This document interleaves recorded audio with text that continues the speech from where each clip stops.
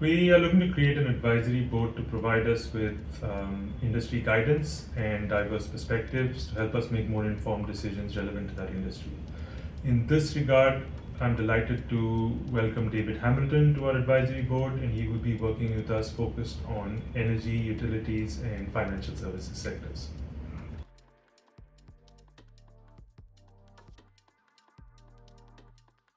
I see three key challenges in the marketplace today. The first is there is no doubt that we're seeing a decline in the traditional operating model for the majority of players in the energy space. And with limited growth opportunities in that model, we're also seeing significant reduction in margins or significant pressure in margins. So the old model just isn't fit for purpose anymore in the long run. Secondly, there's no question there's an unstoppable trend that the consumers are leading, where we're seeing substitution from the use of grid-supplied energy to energy supplied either off-grid at someone's home or premise or through some other arrangement. And that is really leading to a different way that folk need to engage with in the marketplace. And finally, if you bring all those two things together, what that really means is that the capability, skills, systems and processes that are required in energy have really evolved at a very fast pace and are probably evolving faster than the market is dealing with them. And so the ability to really improve your capability around analytics, data, consumer marketing, and really be close to the customer is becoming more and more and more important over the course of time.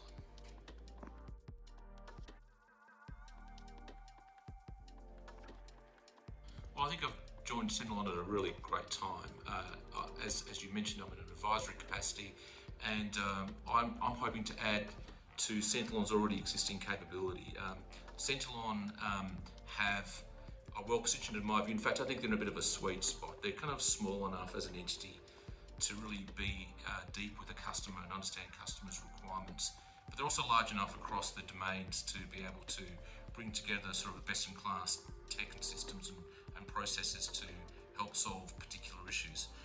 And from an energy point of view, I've seen that firsthand in the work they've done in a number of fairly significant sort of projects in energy, which have been quite complex, have been difficult to deal to, but have been successfully deployed. So I'm hopeful that my experience across both traditional and non-traditional energy and Centelon's technology capabilities and frankly culture of supporting customers through the net zero transition issues is a great place to be.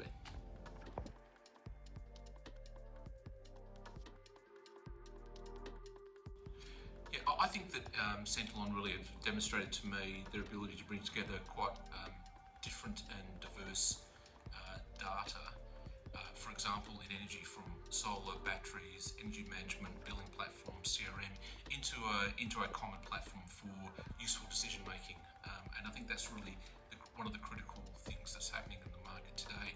And I think also, given their expertise outside the energy domain in financial services, for example, which is often the place where a number of these technologies emerge, they're bringing that sort of capability across into the energy segment. They're also very customer-centric, and I think that's something that's easy to say but hard to prove. So, and I think you just prove that through actions, and what I've seen in terms of the actions that they've taken and the relationships they've formed, that they're generally a customer-centric business.